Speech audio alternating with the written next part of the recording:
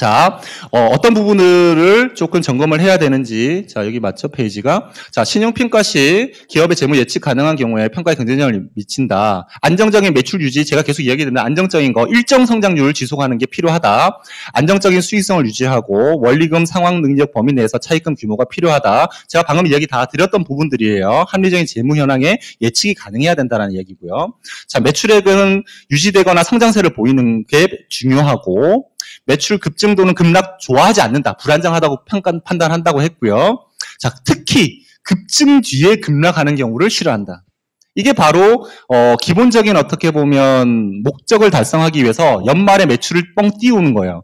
그러니까 이런 거예요. 내가 가까운 거래 업체가 있어요. 어쨌든 그 거래 업체한테 너 1월 달에 우리 거 살 거지? 살 거야. 그거 미리 좀 사면 안 되니? 돈은 나중에 줘도 돼. 왜? 현금주의 아니거든요. 세금은 어쨌든 이건 현금주의 아니고 재무회계적인 거잖아요. 계산서 같은 거 발행을 했다고 해도 돈은 나중에 좀 들어오고 하잖아요, 사실은. 그러니까 계산서부터 발행하자. 그리고 나서 매출을 띄우는 거죠. 그러면 매출이 커졌는데 돈을 회수 못했어요? 뭐가 또 영향을 미치죠? 매출 채권이 커졌죠. 그죠? 그러면 매출 채권 회전율은 떨어지겠죠. 그죠? 매출 채권 무슨 말씀인지 알겠죠? 네, 그런 다 영향을 같이 미친다. 그거 다 한 번에 얘기 못 하겠고. 자, 결산기에 임박할 요인내, 시기를 조정할 수 있는 경우, 이런 것들을, 선발행, 목표 설정하고 맞춰서 매출 여부를 하는 과정이 필요하다. 자, 여기 하는 이야기가, 방금 얘기 드린 거예요. 연말에 매출을 줄일래, 높일래, 매출 채권을 줄일래, 높일래, 매입 채무를 떨어뜨릴래, 높일래를 연말에 결정할 수 있다. 그죠? 신용평가 회사에서는 팩트를 평가하고 싶겠지만 사실은 조정을 좀 해서 오면 평가자 입장에서 플럭추에이션이 높지 않으니까 좋게 봐줄 거야 라는 거죠. 아니 걔네들이 무슨 심판관도 아니고 금감원도 아니고 무슨 제재를 가려고 하는 게 아니잖아요. 평가를 하려고 하는데 삐죽 튀어나오면 이거 왜 삐죽 튀어나온 거야. 검토를 해야 되고 연구를 해야 되잖아요. 이게 진짜 리스크한 건지 아니면 그냥 상황적으로 그렇게 된 건지를 봐야 되니까 최대한 우리는 연말 연초에 작년대에 비율하고 맞추어서 조정하는 노력들은 필요하다는 거죠. 이 조정들을 전체적으로 하기 위해서 우리가 하나하나 이렇게 보기 여러분들 힘들잖아요. 제가 상황 되면 나중에 끝날 무렵에 제가 쓰는 보고서 하나 보여드릴 거고 혹시 필요하시면 제가 그런 것도 지금 딱 타이밍이잖아요. 12월 말 결산 전이니까 오늘 오신 분들만 요청하시면 회사를 자료를 뒤에 제가 말씀드린 대로만 주시면 그거는 만들어 드릴 테니까 아무튼 연말에 어쨌든 연초에 뭔가를 한다. 수익성과 매출 채권 잔행에 영향을 미친다. 기본이고요. 자, 개별 기업 매출의 특이 사항들. 자, 매출액 총액, 예를 들어서 이제 사례거든요. 시설 용역 업체는 19년도까지는 총 매출로 잡았었어요. 근데 지금은 수수료 부분으로 매출을 인식하는 거죠. 왜 그러냐면 우리가 지금 도급을 주는데 인력들 있잖아요. 원래는 그 돈이 제일 비싸잖아요, 사실은. 했더니 100억이야. 근데 난 수수료 7억 받았어. 매출액을 100억으로 잡는 거하고 7억으로 잡는 거하고 너무나 많은 갭이 있잖아요. 그래서 시설관리 용역업체 같은 경우에는 결국에는 순액으로 바뀌었다. 그러면 이게 법이 바뀌었고 기준이 바뀌었던 거잖아요. 갑자기 100억에서 7억으로 줄었어요. 예를 들어서. 그럼 신용평가를 하는데 야 매출액 이 정도 줄었으면 너는 거의 CCC나 D지. 이건 아니다라는 거죠. 그걸 감안을 하게끔 되어 있다. 그런 것들을 이해해야 된다는 거고. 이제 계절적인 요인과 외부 요인인데요. 계절적인 요인도 마찬가지예요. 계절적인 요인임을 우리가 주장을 하려면 1년 4계절로 쪼개든 아니면 분기별로 쪼개든 어쨌든 그 시점에 매출이 크게 높아지고 어떤 때는 떨어진다라고 한다면 반복적이어야만 계절적인 요인이 되는 거죠. 근데 한 해만 가지고 그게 계절적인 요인이다. 연말 겨울에는 우리는 지금 이게 없어. 그래서 이런 거야. 그러면 연초에는 바뀌어야 되고 여름에는 또 바뀌어 있어야 되는 거니까 실제 신용평가를 받을 때는 역전 현상이 반드시 보여져야 되거든요. 그리고 과거에 한 해만 보는 게 아니고 그 전년도 거도 볼 거니까 그때도 똑같이 패턴이 있었다는 걸 보여줘야만 평가자가 그 변화를 인정하겠죠. 그러니까 플럭추에이션이 있는데 파도가 급격하게 치는데 그 파도가 늘 있는 큰 파도다. 계절적인 파도다. 그리고 사회 환경적으로 뭔가 예를 들면 단순히 계절적이라는 게 실제 진짜 사계절을 얘기하는 게 아니에요. 계절적 요인이라는 게 따뜻할 때 팔리고 추울 때 안 팔리고 이런 아이템이다. 그런 상품에 대한 계절적 요인으로 평가하지만 사업에서는 단기 1년짜리가 있고 또 3년, 5년짜리 중기, 그 다음에 장기 10년 이상 되는 게 있잖아요. 전체적인 어떤 그 산업 자체의 흐름에 내가 타는 거다. 지금은 이 산업이 하향되는 시점에 우리가 지금 걸려있는 시점이다라고 하면 5년을 놓고 우리 이야기할 수 있는 거죠. 그리고 내년 정도 되면 다시 그 산업은 또다시 업이 될 거다. 그런 큰 규모 되는 게 주택시장이나 아니면 조선업 망하니 하다가 갑자기 확 치고 올라가는 거죠. 반도체도 마찬가지예요. 그냥 장난 아니게 올라가다가 거의 바닥으로 또 내려가잖아요. 그러니까 그런 어떤 흐름들을 얘기하는 거다. 자, 수익성. 자, 이건 이제 결정을 해야 될 부분인데요. 우리가 재무회계적으로 모든 실제 거래 자체를 기록을 하게 되면 재무회계적으로 기록을 한다. 그렇게 해서 우선 결산을 한다. 결산된 거를 우리가 표현을 결산이라고 하면 재무회계적인 결산을 결산이라고 하는데 그리고 나서 세무조정을 거쳐서 결산 재무제표를 어쨌든 세무조정 신고라는 걸 하게 되잖아요. 3월 말까지 하게끔 돼 있죠. 그러면 재무회계와 세무회계의 차이되는 부분을 조정이라는 걸 하죠. 그걸 세무조정이라고 하거든요. 그러면 조정을 하는 거니까 출발은 여기 있는 거죠. 재무회계. 재무회계에서 이익이 커요. 세무조정으로 열심히 해도 많이 못 내려가겠죠. 이건 여기인데 여기 이렇게 돼버리면 말이 안 되잖아요. 그죠? 그러니까 재무회계적으로 내가 이익이 높다라고 하면 이익률이 높을 거고, 그죠? 이익률이 높으면 순이익률도 좋을 거니까 영업이익률 좋고 다 좋으니까 우리는 평가받는 데는 좋은 영향을 미칠 거지만 이게 세금을 내야 되죠. 세금을 낸다라는 건 뭐예요? 재무회계는 발생주의를 따르고 있는데 현금주의로 전환을 할 수 있거든요. 발생주의로 봤었을 땐 이익이지만 현금주의로 봤는 데는 마이너스 현금이 없을 수 있잖아요. 근데 세금은 뭐예요?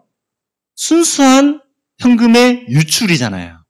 그죠? 그러니까 나는 돈은 안 들어왔는데 세금은 내야 되는 상황으로 된다라고 하면 또 자금의 유동성 위기를 할 수 있고 또 그에 대한 추가적인 파이낸싱이든 뭐 가수금이든 들어와야 되는 상황이 벌어질 수 있으니까 결정을 해야 된다는 거예요. 자, 그래서 이익 규모 최소화를 통한 절세, 업종 평균 수익성 유지를 위한 거, 그 다음에 세무조사 방지, 그 다음에 안정적인 수익성 시현인 신용평가 관점 중에 선택이 필요하다. 선택하셔야 된다는 거죠. 우리가 국세청 세무조사 리스크 미리 그거 하는 거 중에 첫 번째 하나가 그 회사하고 그 회사가 있는 지역, 업종, 지역마다 다 다르거든요. 우리 보통은 서초구, 강남구 또 쪼개요. 예. 거기도 달라요. 거기에 A라는 업체가 뭐 예를 들어서 1이라고 하는 업종을 갖고 있다라고 하면 그 업종의 그 지역 평균이 있거든요. 매출액 대비 이익률 평균, 매출액 대비 예를 들어 판관비 평균들이 있는데 그 평균들이 국세청 데이터에 쭉 있을 거 아니에요. 그건 이제 국세청에 있으니까 우리가 원래는 못 갖고 나오지만 알 수 있으려면 또 알 수도 있을 거 아니에요. 그냥 알 수 있을 것 같다는 얘기를 하는 거예요. 알 수 있다가 하면 안 돼요. 어쨌든 그걸 가지고 이 회사 걸 돌려갖고 비교해서 튀어나와 있는 게 있는지 없는지를 보는 거예요. 튀어나왔다면 안 튀어나오게끔 들어가게끔 만들어서 결산 마무리하는 거를 1차 결산하는 시점에 세무적인 어떻게 보면 리스크 감소를 위한 결산이라고 해요.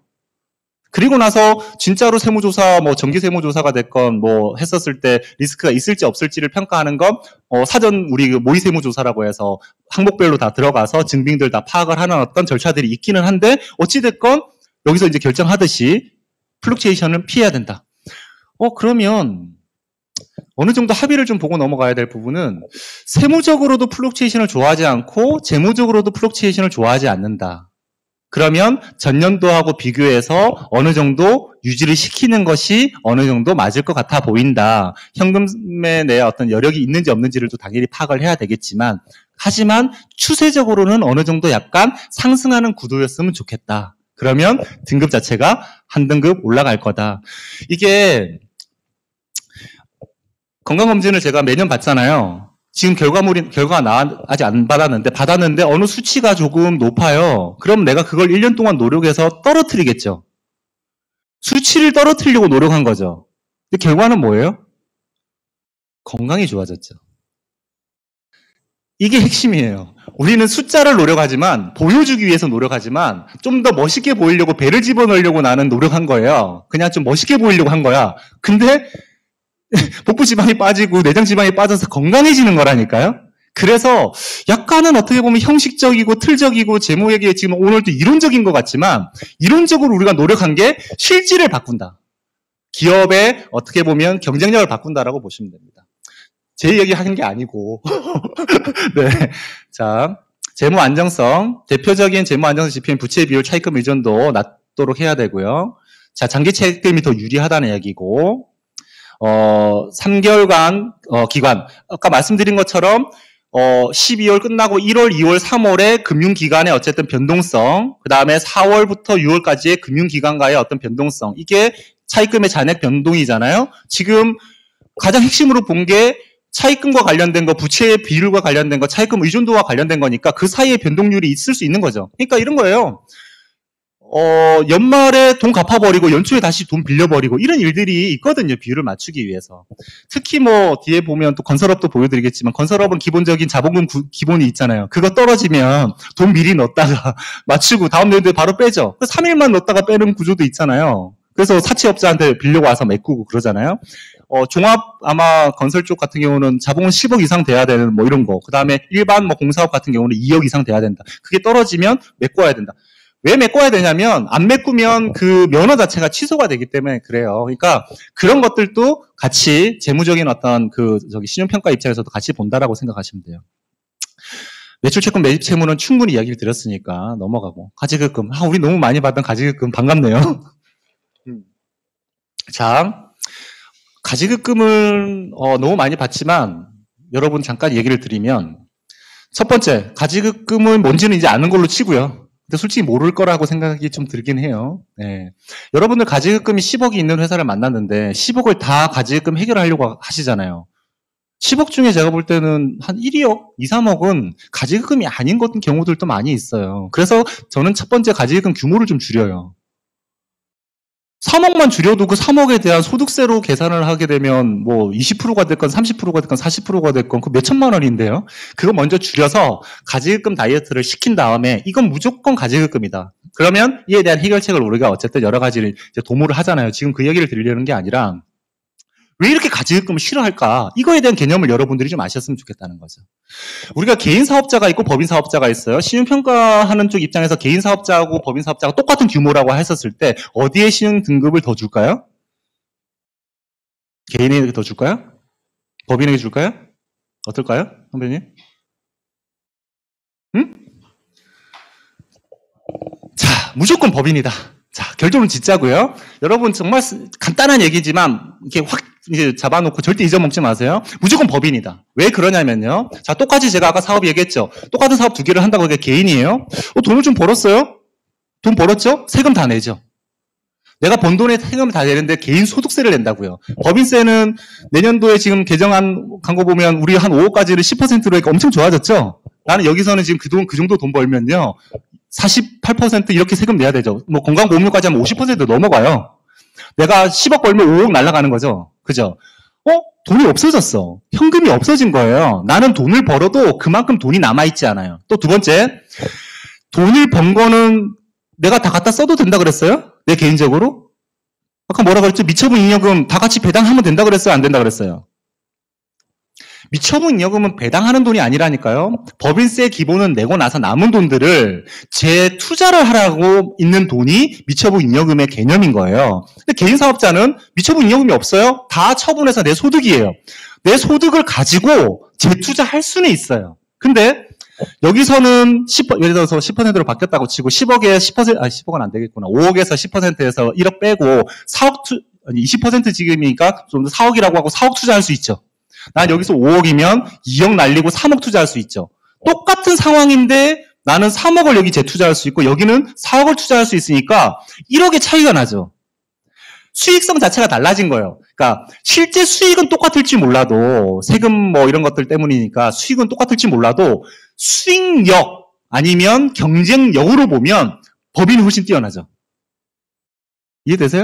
두 번째, 제 동생이 사고를 쳤어요. 지나가다가 술 먹고 싸움을 해갖고 머리를 깼어요.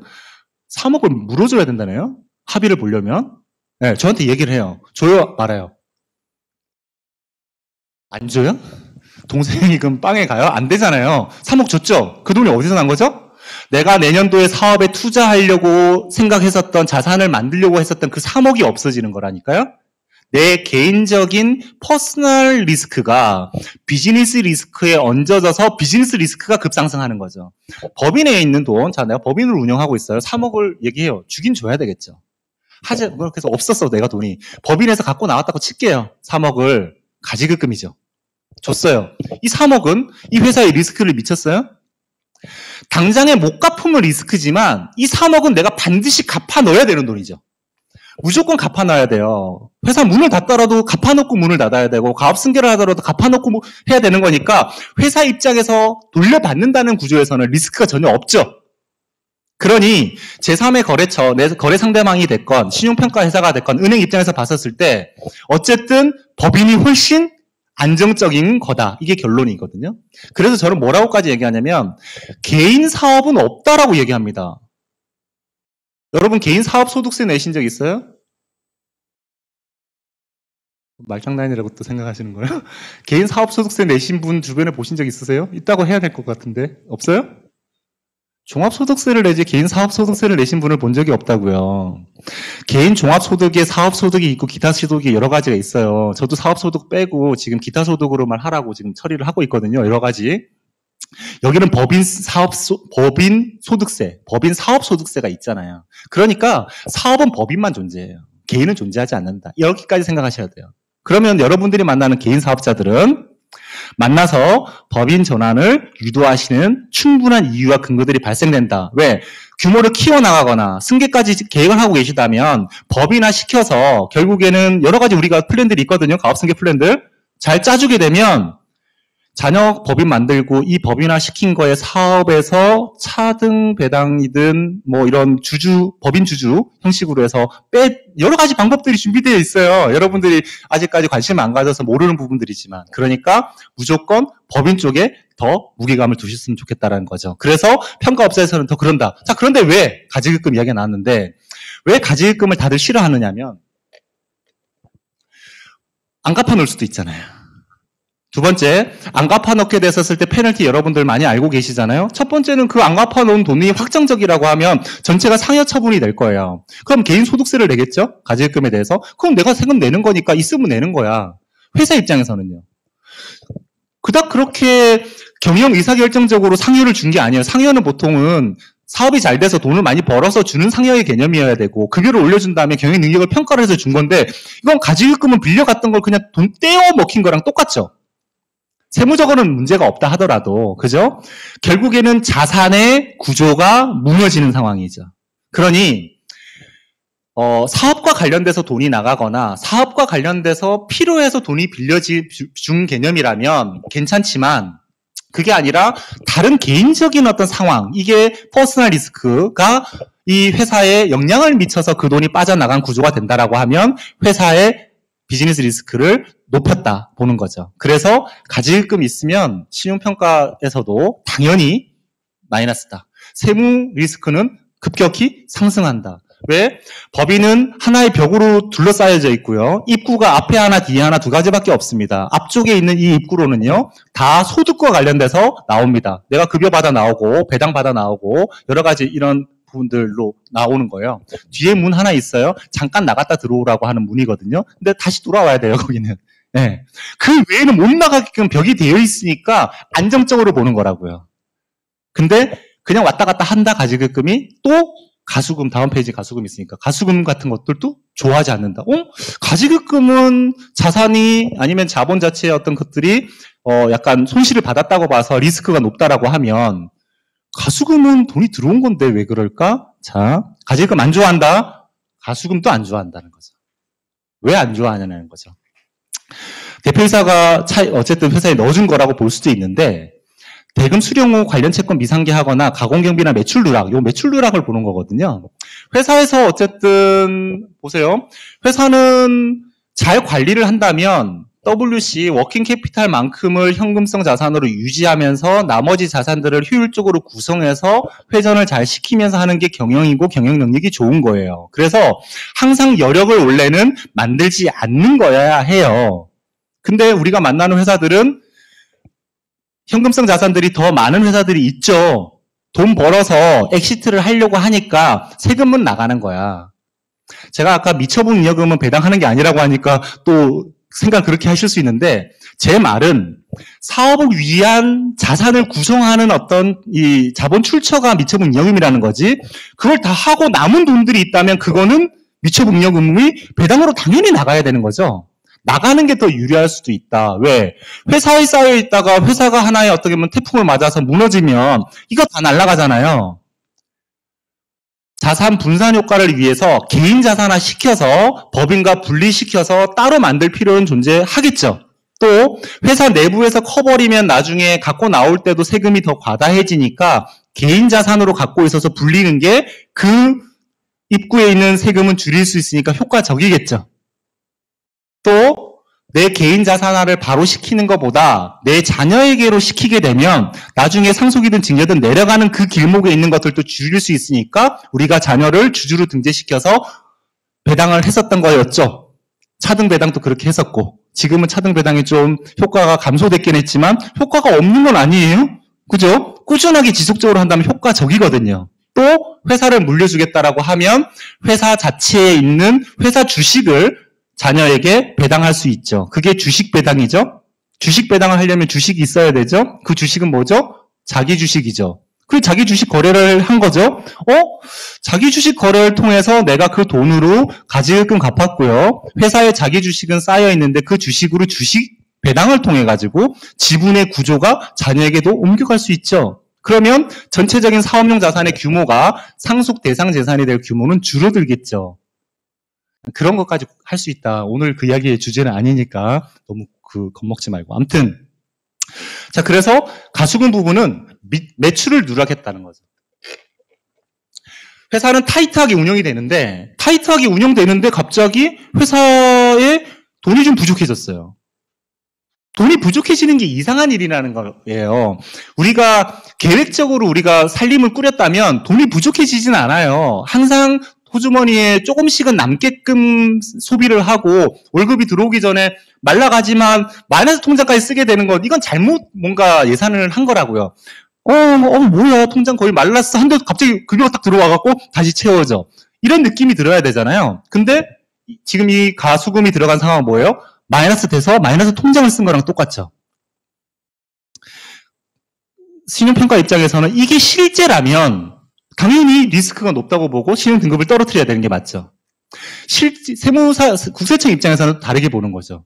특별한 변동이 없고 달라진 게 없는데 이런 상황이 벌어졌다면 회사로 원래 매출액에 대한 매출 채권에 대한 돈으로 들어와야 될 게 그냥 대표 개인으로 들어와서 대표가 그냥 갖고 먹었다라는 거예요. 이렇게까지만 하면 괜찮거든요.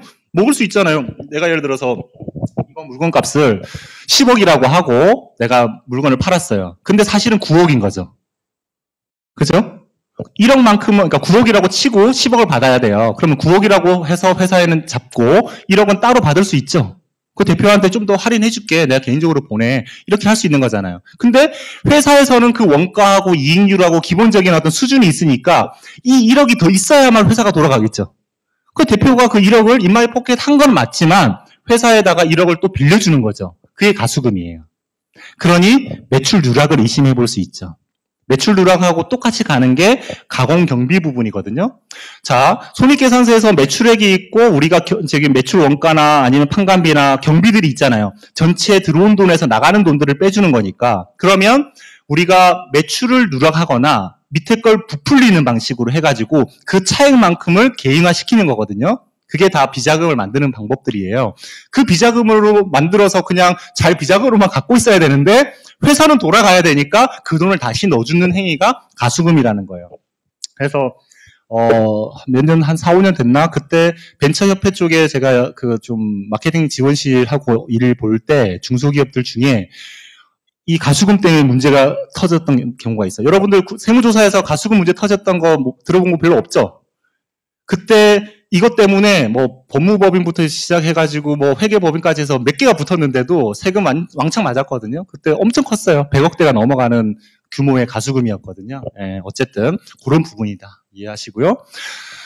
건설업은 아까 얘기한 것처럼 건설업의 경우 현금 흐름 지표의 평가 반영 비중이 중요시되는 주체다. 급격한 매출 채권 재고 자산의 증가, 거액의 선급금. 자, 우리 건설업 만나면 가지금 항상 있죠. 그거는 대표이사가 가져간 돈은 아니고요. 리베이트 아니면 증빙을 할 수 없는 예를 들어서 비용들이 있죠. 예, 그런 지출들 때문에 쌓여 있는 거라서 어쩔 수 없이 쌓여 있는 건 거예요. 그러면 건설업인 경우에는 재무제표를 좀 신뢰하기가 좀 힘들다. 그죠? 증빙이 안 되는 어떤 것들이 많으니까. 자, 그리고 좀 이렇게 업앤다운이 좀 심하죠. 꾸준한 건설업이 없잖아요. 그죠?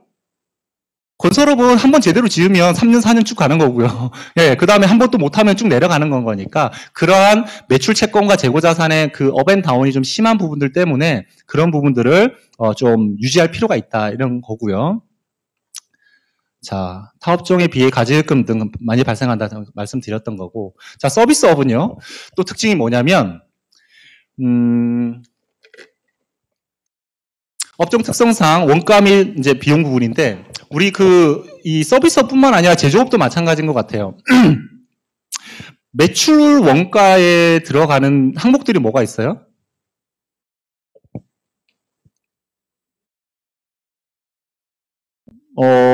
제조업이다 하면 원재료 그리고요. 그렇죠. 이게 우리가 조금 제조업이니까 제조하는 거고 제조를 하는 매출 원가는 원재료 같은 느낌이 들어요. 재고자산은요. 원재료 같은 느낌이 들어요. 원재료나 완성품이나 어쨌든 물건 같은 느낌이 들잖아요. 그게 아니다라는 거예요. 매출 원가에는요. 인건비가 다 들어가 있어요. 이 원재료를 내가 갖고 오는 동안의 교통비, 그 갖고 오는 내 인건비, 기타 등이 다 묻어가지고 원재료비예요. 재고자산은요. 재고자산도 내가 물건이 완성품도 있고요. 그게 완성품이고요. 또 중간에 있는 제공품, 만들다가 만 제공품, 또 아예 만들지 않은 원재료, 이게 다 재고자산으로 쌓여 있거든요. 거기에도 중간 제공품이나 완성품 같은 경우는 원재료, 내 그 인건비, 공장의 인건비들이 다 들어가 있죠. 그게 다 포함되어 있어야 된다는 거예요. 근데 일반적으로 그 계산을 명확하게 하지 않고, 완전한 제조업에서는 당연히 이제 잘 관리를 좀 하는 게 일반적이긴 한데, 서비스업이나 아니면 유통업, 이런 경우로 가면 거의 대부분 원재료비로 들어가야 될 거, 그러니까 매출 원가로 들어가야 될 걸 판관비로 다 빼놓는다는 거예요.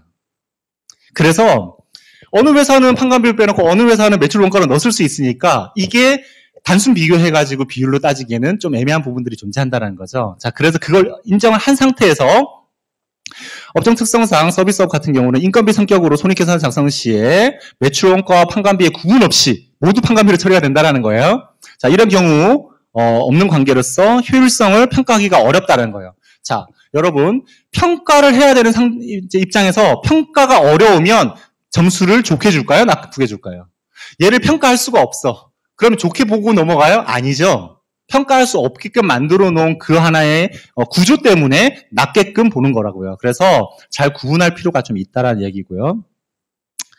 그러니까 내부 관리 목적에서도 우리가 원가 비용이 얼마나 되고 거기에 대한 어떤 경비가 얼마나 들어갔고 노동관계 비용이 얼마나 들어갔고 판관비가 얼마나 들어가는지를 알아야 또 우리 비슷한 업종의 비율하고 비교를 해서 우리가 이런 부분들은 경쟁력이 있네 없네를 따져볼 수가 있는 거잖아요.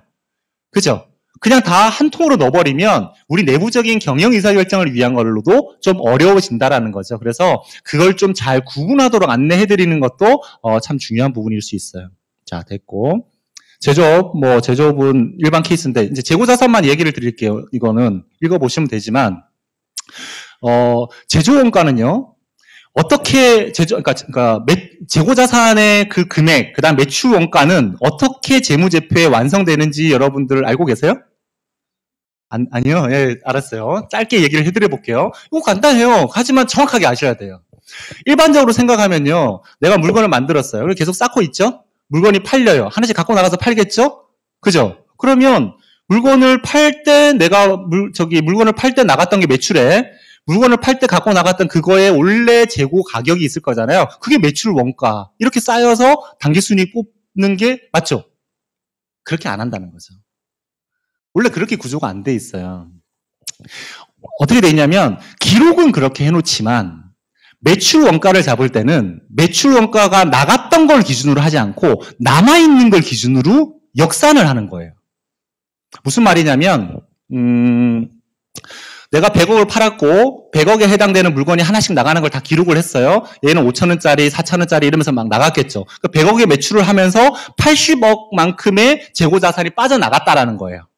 그리고 쌓여 있었던 게 한 150억 있었다고 하고 80억 빠져나갔으니까 얼마예요? 70억 정도 재고자산이 남아 있을 거라고 생각하는 거죠. 계산상으로 이렇게 하면 얘를 빼나 얘로 역산 하나 똑같아야 되는데 그렇지 않다는 거죠. 재고자산은 진부화되거나 분실되거나 뭐 어떻게든 망가질 수가 있죠. 자, 그래서 그 해에 망가졌던 만큼도 다 매출원가에 다 들어가야 되는 거예요. 무슨 말씀인지 알겠어요? 내가 한 해 동안 저 매출을 하기 위해서 있던 거, 파손된 것까지도 사실 매출원가로 다 들어가야지 재고자산으로 없으니까. 그죠? 그래서 연말 기준에 실사라는 걸 원래는 기준으로 해요. 실제 존재하는 재고자산만큼을 총 있었던 거에서 뺀 나머지 부분만큼을 다 매출원가로 집어넣고 있다는 거예요. 그러니 약간 장난질을 좀 하실 수 있을 것 같지 않아요? 그죠? 그래서 매출 원가가 우리가 줄어들면 영업이익이 확 높아지니까 전체 이익이 높게끔 만들 수 있겠죠. 이익도 높아지고 재고는 이익이 높아지면 어떻게 되죠? 매출 원가는 줄어들었지만 재고는 커지죠. 재고가 커지면 재고자산 회전율은 떨어지겠죠. 재고자산 회전율이 떨어진다는 말은 재무제표 분석하는 차원에서는 안 좋게 보겠죠. 이익은 좋아졌으니까 수익성은 높아졌겠죠. 효율성은 떨어졌죠. 무엇이 신용평가에 영향을 더 미칠까요? 회사 상태마다 다르겠죠.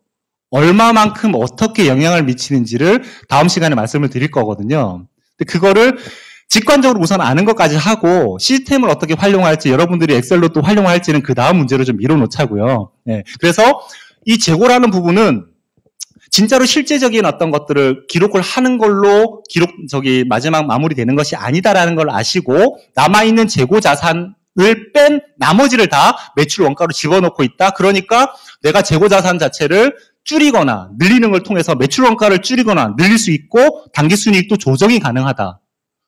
분식하라는 얘기가 아니라 당장에 어떤 목표가 있고 목적이 있다. 순이익 가치를 좀 줄여서 비상장 주식 가치를 우리가 좀 조정할 필요가 있다라고 하면 노력할 수 있는 부분이다. 근데 이게 어떻게 바뀌느냐? 올해 내가 매출 원가를 낮추어서 재고자산이 많았다면 내년도에는 재고자산이 실제보다 더 많은 거죠? 더 많은 거에서 우리가 정상적인 처리를 한다라고 하면 여기서는 매출 원가 부분이 더 늘어날 수밖에 없죠. 이 차액만큼이 매출 원가로 또 다 내년도에는 들어가야 되니까 이익이 떨어지겠죠. 올해는 이익이 필요해서 막 올렸어. 내년도에는 이익이 급격하게 떨어졌어. 그럼 뭐예요? 이익의 플렉츄에이션이 크죠. 우리가 한 해 것만 보고 신용평가를 하는 게 아니잖아요. 그죠? 그러니까 신용 등급이 좋아지지 않겠죠. 그걸 염두에 두되 당장의 회사의 영업이익을 높일지 말지 그 이익에 따라서 내가 해야 될 게 당장의 목적이 있을 거잖아요. 그 목적을 달성하기 위한 용도로는 쓰되 지속성에 있어서는 마이너스 영향을 미친다는 걸 이해하시면 돼요. 다 한 것 같은데 거의? 여기 요 페이지만 하고 쉬겠습니다. 자, 그래서 재무상 우량기업, 부실기업, 우량기업의 특성은 안정된 매출 실적, 지속적인 이익 창출, 차입금 적정성, 부채 비율 100% 차입금을 기준으로 20% 이하지만 업종별로 틀리다. 제가 빚이 많을까요? 적을까요? 원래 없었는데 재작년 말부터 빚이 생겼거든요. 자꾸 늘어나요. 좋은 일이에요? 나쁜 일이에요? 좋은 일일 수밖에 없죠. 그죠? 무조건 좋은 일이에요. 내가 무슨 어디에 도박을 하러 다닌 게 아니잖아요. 빚이 늘었다는 건 부채가 늘었다는 거, 타인 자본이 늘었다는 건 내 자산을 늘리기 위해서 늘어진 거예요. 그러면 기회가 있었겠죠. 결과는 갑자기 코로나에서 전쟁 터지면서 안 좋아져서 그 결과는 알 수 없지만 어찌됐건 좋은 상황이에요. 그래서 내가 계속해서 부채를 늘릴 수 있다라고 하면 저는 어떤 사람이죠? 능력 있는 사람인 거예요. 회사가 부채 비율이 100% 이하여가 아니라 900% 되는 회사도 있어요. 능력 있는 회사다. 어떤 회사? 기술 베이스에 향후 뭐 의학 관련된 어떤 업종 이런 것들 보면 장난 아니잖아요. 뭐 1000배도 되고 뭐 막 되잖아요. 그런 구조다. 그러니까 확정이 아니라 그냥 기본적인 형태에서는 이런데 다를 수 있다. 보셔야 돼요. 차입금 의존도도 20%인데 자산 전체 구성에 내 돈 빼고 차입한 게 20%밖에 안 된다라는 거예요. 그게 우수한 기업이거든요. 그러니까 50% 이상 되면 덜 우수한 걸로 보는데 꼭 그렇지만은 않다. 이걸 이번 시간은 아니고 다음번 이제 다음 달 정도 될 텐데 그때 레버리지 분석이라는 게 있어요. 레버리지가 뭐예요? 지렛대거든요. 타인 자본을 이용해서 지렛대, 나는 1억밖에 안 넣었어. 근데 타인 자본을 다 끌어넣어가지고 지렛대를 이용해서 더 큰 바위를 옮길 수 있는 것. 이게 사업성이거든요. 그 사업성이 대외적으로 봤었을 때도 재무적인 불안정성으로 보이지 않고 능력으로 보이게끔 관리가 되는 것이 필요하다. 그러려면 아까 다른 어떤 기타 요소들이 있었죠. 그런 것들이 같이 구성이 돼야 되니까 여러 가지 인증, 그 다음에 어떤 특허, 여러 가지들도 함께 공존하고 대표이사의 어떤 캐리어들도 쌓아나가는 거. 그게 엔드 조건이 돼야지 사업이 되는 거겠죠. 자, 그리고 부실 기업의 특징은 변동성이 크다, 급격한 증가다, 300%, 50%다. 자, 그 다음에 여기 영업이익보다 이자 비용이 더 큰 경우라는 거죠. 돈 벌어갖고 이자만 메꾸는 거죠. 우리 요즘 자꾸 뭐 이제 연끌했었던 사람들 자꾸 그냥 팔아버리고 지금 손절하잖아요. 내가 번 월급으로 이자를 거의 반 이상 내고 있던 중에 되니까 힘들어진 거잖아요. 똑같아. 영업이익으로 이자 비용이 더 크다는 건 이자 보상 배수가 1 언더라는 얘기죠. 아니지. 1 언더라는 얘기죠. 그렇죠? 내가 번 돈으로 이자 내면 남는 게 없다라는 개념이에요. 네, 이런 구조인 회사들은 부실 가능성이 있다. 이번 타임이 아니라 다음 타임에 할게 방금 이야기했었던 그 부분, 레버리지 부분하고, 그 다음에, 이 EV 에비타라고 하는 걸 이용한 기업의 실제적인 가치, 그 다음에 부실과 관련된 거. 회사 지금은 돈 벌고 있고 잘 사는 것 같아요. 대표님도 좋아하고 계세요. 대표님, 회사 왜 운영하세요? 문 닫으셔야 될 것 같은데요? 라는 말을 할 수 있는 어떤 집중적인 어떤 부분들. 그게 문 닫자는 얘기가 아니라 개선시키자 아니면 새로운 하나의 사업을 만들어 보자라고 하는 의미의